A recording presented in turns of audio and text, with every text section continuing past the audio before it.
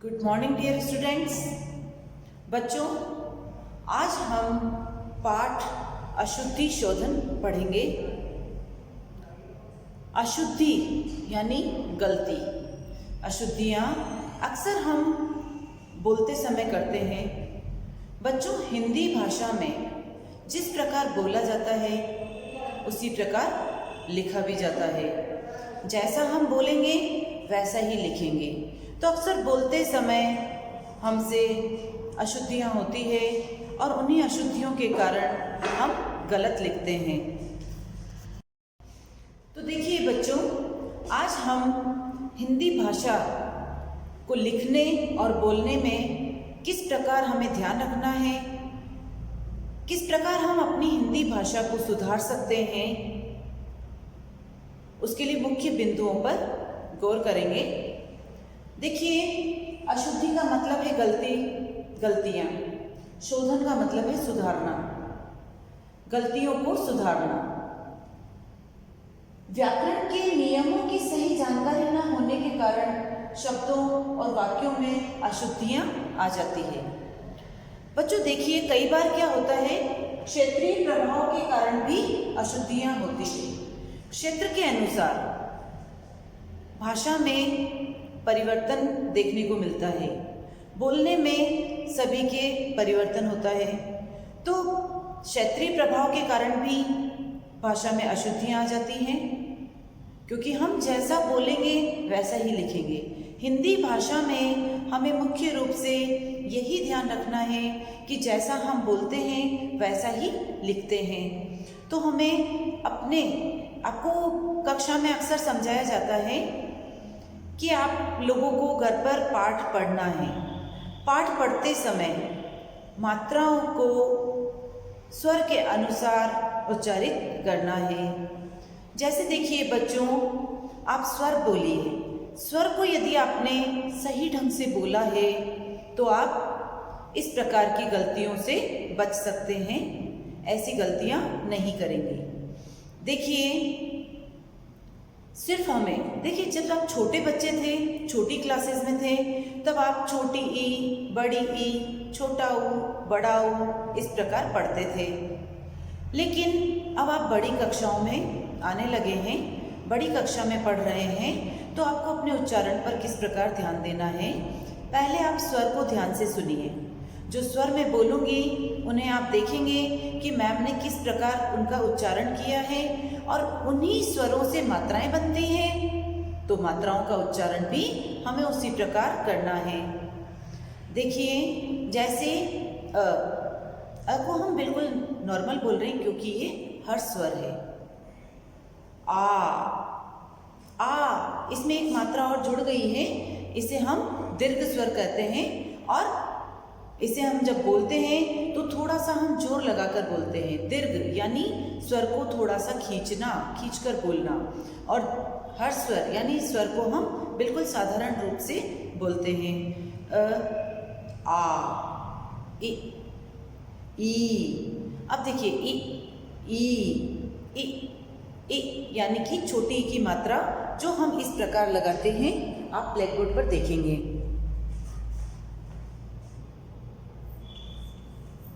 जैसे ग पर हमने ये मात्रा लगाई है, तो इसे हमें उच्चारण कैसे करना है कि एक बार आप इस प्रकार अभ्यास करना शुरू कीजिए। जब आपका अभ्यास हो जाएगा, जब आप प्रतिदिन इस प्रकार अभ्यास करेंगे, तो आप मात्राओं का उच्चारण सही करना सीख जाएंगे। फिर आपको समझकर, जब आप पढ़ते हैं तो आपको समझकर पढ़ना है कि कौन सी मात्रा है, उसे हमें उसका उच्चारण हमें किस प्रकार करना है। तो देखिए कि, और इसे बोलेंगे ई, तो इसे बोलेंगे ऊ, के को हमने नॉर्मली बोल दिया। लेकिन ये आई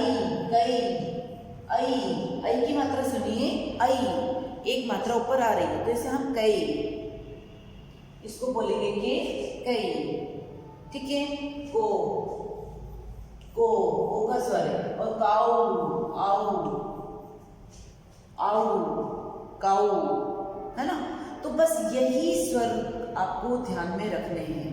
यदि आपने इन स्वरों का सही ढंग से उच्चारण किया तो मुझे नहीं लगता है कि आप हिंदी भाषा को लिखते समय इस प्रकार की अशुद्धियाँ करेंगे, मात्राओं की गलतियाँ करेंगे। और बच्चों, आपके नंबर जो कटते हैं वे मुख्य रूप से मात्राओं की गलतियों के कारण ही कटते हैं। उत्तर तो आपको याद होते हैं, लेकिन लिखने का अभ्यास नहीं होने के कारण आप गलतियाँ करते हैं और आपके नंबर परीक्षा में कट जाते हैं। तो देखिए, व्याकरण के नियमों की सही जानकारी न होने के कारण शब्दों और वाक्यों में अशुद्धियाँ आ जाती हैं। दूसरा देखिए बेटा, हिंदी भाषा में हम जैसा उच्चारण करते हैं वैसा ही लिखते हैं, अतः हमें उच्चारण पर ध्यान देना चाहिए। अब देखिए, कुछ ऐसे शब्द हैं जिनको आप अक्सर हम रूटीन में देखते हैं कि हम उन्हें गलत ही बोलते हैं। जैसे चाहिए, अब चाहिए नहीं करके हम चाहिए करते हैं, चाहिए बोलते हैं। तो ये चाहिए जैसा बोलेंगे वैसा ही लिखेंगे। तो चाहिए से फिर चाहिए से च की आ की मात्रा तो हट गई, चाहिए बोलेंगे तो, है ना।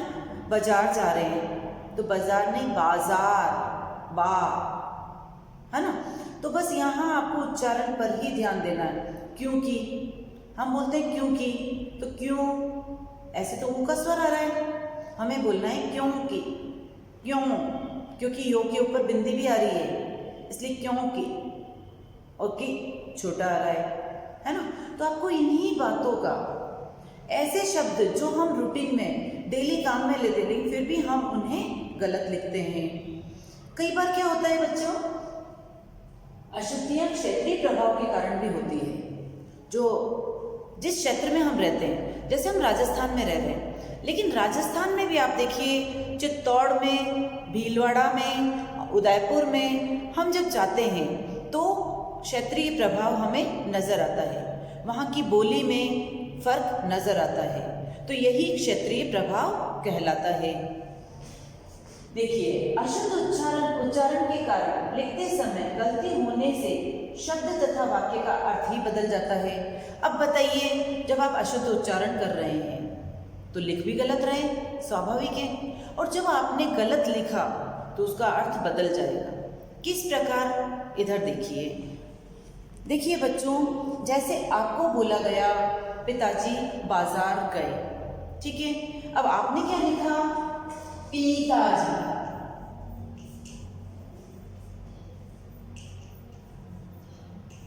बाजार गए। देखिए बच्चों, बाजार तो आपने सही लिख दिया, गए भी सही लिख दिया, लेकिन यहां क्या लिखा, पिताजी। अब शुद्ध क्या है, पिताजी। आपने लिखा है पिताजी, पीता यानी तुम दूध पीते हो, तुम पानी पीते हो, अर्थ ही बदल गया। देखा आपने। तो बच्चों, मात्राओं का सही उच्चारण करना सीखिए, स्वरों को सही ढंग से बोलना सीखिए, और जब आपने उच्चारण करना सीख लिया तो इस प्रकार की गलतियां नहीं होंगी। अब बताइए, मैम ने आपको कहा पिताजी पर वाक्य लिखिए, आपने लिखा पिताजी बाजार गए, तो अध्यापिका को नंबर देने चाहिए क्या, क्योंकि अर्थ ही बदल गया, है ना। पिताजी की जगह आपने पिताजी लिखा, अब पिताजी यानी पीना बाजार गए, क्या मतलब निकला इसका, कुछ भी समझ में नहीं आ रहा है मैम को, इसलिए मैम ने क्या दिया आपको, 0। यदि आप मैम की जगह होते तो आप क्या करते बताइए। इसलिए आपको उच्चारण पर ध्यान देना है, ओके। इस प्रकार मात्राओं को यदि हम गलत लिखते हैं तो उसका कारण क्या है, उच्चारण गलत करते हैं तो मात्राएं गलत होती हैं, और जब मात्राएं गलत लिखते हैं तो अर्थ ही बदल जाता है। तो बच्चों, आपको हिंदी भाषा का बहुत ध्यान रखना है, क्योंकि हिंदी वैसे देखा जाए तो बहुत सरल भाषा है। सरल हमें क्यों लगती है, क्योंकि इसे हम दैनिक जीवन में, अपने घर में, आसपास के वातावरण में हम सभी से बातचीत करते हैं तो हिंदी भाषा में ही करते हैं। लेकिन यदि आप हिंदी भाषा को सही ढंग से पढ़ेंगे तो आपको समझ में आएगा कि हिंदी भाषा कितनी गूढ़ है, उसे बहुत गहराई से समझना होता है। बहुत सरल भाषा नहीं है हिंदी, लेकिन उच्चारण का ध्यान रखकर हम कुछ सुधार कर सकते हैं। वो कैसे होगा सुधार? लिखने में। ठीक है बच्चों, तो आपको व्याकरण इसीलिए पढ़ाई जाती है ताकि आप व्याकरण के नियमों को समझें और अपनी भाषा को सुधारें। तो आज आपको अशुद्धि शोधन पर ध्यान देना है ताकि जो लिखित रूप जो गलत लिखते हैं, लिखते समय जो गलतियां होती है, वे सारी गलतियां सुधर जाएगी। ओके बेटा, तो इस पाठ को आप ध्यान से पढ़ेंगे। ये माइंड मैप आप इसमें मुख्य बिंदु दिए गए हैं, इसे कॉपी में लिखेंगे। ओके, तो बच्चों अब आप अपनी पुस्तक खोल लीजिए। पुस्तक में पाठ 13 अशुद्धि शोधन, उस पर दिनांक डालिए। इसे मैं समझा देती हूँ और उसके बाद इसमें दिए गए शब्द तथा वाक्य अशुद्ध तथा शुद्ध दोनों रूप आपको कॉपी में लिखने हैं। अशुद्धि शोधन, एरर करेक्शन। व्याकरण हमें शब्दों और वाक्यों के सही उच्चारण की जानकारी देता है। व्याकरण हमें क्या देता है? शब्दों और वाक्यों के सही उच्चारण की, यानी जो हम बोलते हैं उसे सही ढंग से बोलें। लेकिन कभी कभी व्याकरण के नियमों की सही जानकारी न होने के कारण शब्दों और वाक्यों में अशुद्धियाँ आ जाती है। हिंदी एक ऐसी भाषा है जिसमें हम जैसा उच्चारण करेंगे वैसा ही लिखा भी जाएगा। तो बच्चों यहाँ आपको कुछ शब्द दिए जा रहे हैं, उनका आप पढ़िए, अभ्यास कीजिए, उन्हें सही उच्चारण किस प्रकार करना है अभ्यास कीजिए। देखिए, अशुद्ध और शुद्ध दोनों प्रकार के यहाँ शब्द दिए गए हैं। जैसे हम बोलते हैं नमस्कार, नमस्कार नहीं नमस्कार होता है। आशीर्वाद, लिखते समय हमेशा ये गलती करते हैं आप, श के ऊपर र की मात्रा लगाते हैं जबकि वा के ऊपर र की मात्रा लगनी चाहिए। आशीर्वाद होता है आशीर्वाद, श पे बड़ी की मात्रा आ रही है, फिर आधा र आएगा, फिर वाद, तो र की मात्रा वा के ऊपर लगेगी। अब देखिए स्वास्थ्य, य को आप मन में ही रख लेते हैं और स्वास्थ्य बोलते हैं, स्वास्थ्य नहीं स्वास्थ्य होता है। ठीक है। पत्नी, पत्नी होता है, पत्नी नहीं होता है, पत्नी, न पर बड़ी की मात्रा आती है। प्रसाद और प्रसाद दोनों में फर्क है। तो प्रसाद हम कहते हैं ना, प्रसाद ले लो, प्रसाद बांट दो, प्रसाद नहीं प्रसाद होता है। सखी नहीं होता है, सखी। तो देखिए कुछ ऐसे शब्द हैं जिन्हें आप प्रतिदिन अपने बोलचाल की भाषा में भी प्रयोग में लेते हैं, तो उच्चारण पर ध्यान देंगे। अब देखिए, कभी कभी वाक्यों के उच्चारण में अशुद्धियाँ होने के कारण वाक्य गलत हो जाते हैं। आइए ऐसे वाक्यों की जानकारी लें। यहाँ आपको कुछ वाक्य दिए गए हैं, उन वाक्यों को आप ध्यानपूर्वक देखिए और उन्हें किस प्रकार हमें सुधारना है देखेंगे। मेरे को नहीं जाने को है, कई बार हम ऐसे बोलते हैं ना, मेरे को नहीं जाने को है, ऐसे नहीं, मुझे नहीं जाना है। शुद्ध की रूप क्या होगा इसका? मुझे नहीं जाना है। पेड़ पर से पत्ते गिर रहे हैं, हम बोलते हैं पेड़ पर से पत्ते गिर रहे हैं, जबकि शुद्ध क्या है? पेड़ से पत्ते गिर रहे हैं। अब जैसे संजय ने मिठाई खाया, तो यह खाया नहीं आएगा क्योंकि मिठाई स्त्रीलिंग है, तो इसके साथ चाहे संजय पुल्लिंग है, लेकिन शब्द क्या बोल रहे हैं हम? मिठाई, तो मिठाई स्त्रीलिंग है, इसलिए इसमें हम खाई लिखेंगे। संजय ने मिठाई खाया नहीं होगा, संजय ने मिठाई खाई। पिताजी कल जाएगा, अब पिताजी कल जाएंगे, क्योंकि पिताजी क्या हैं? एक वचन है, लेकिन आदर सूचक शब्दों के लिए हम बहुवचन का प्रयोग करेंगे, तो क्रिया का रूप बदल जाएगा, जाएगा की जगह जाएंगे होगा। तुझे क्या काम है, तुझे क्या काम है, ये गलत है। तुम्हें क्या काम है, इस प्रकार उच्चारण किया जाएगा। हम सब खाना खाएगा। अब हम सब क्या है, बहुवचन है, तो हम सब खाना खाएगा नहीं होगा, हम सब खाना खाएंगे। तो देखिए बच्चों, लिखते समय भी, वाक्य लिखते समय भी हमें इन बातों पर ध्यान देना है। जैसे बिजली चला गया, तो बिजली चला गया नहीं बोलेंगे, बिजली चली गई।